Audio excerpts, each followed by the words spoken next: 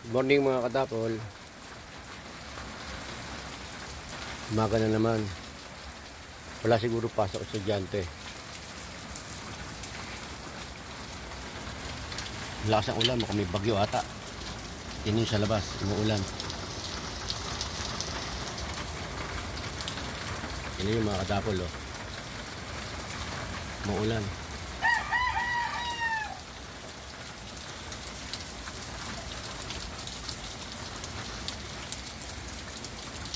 Ito para makita nyo.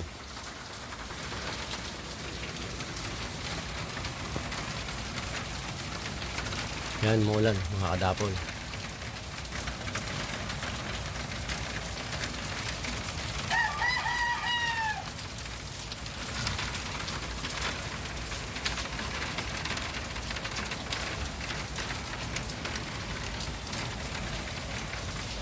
Maulan, tahimik, walang mga dumadaan,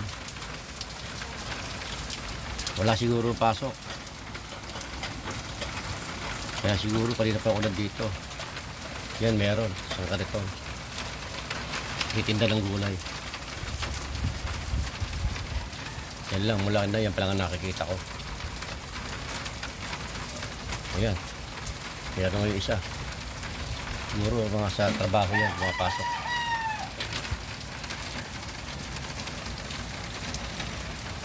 Para may bagyo ata, kaya sinuspindi klase ng mga bata.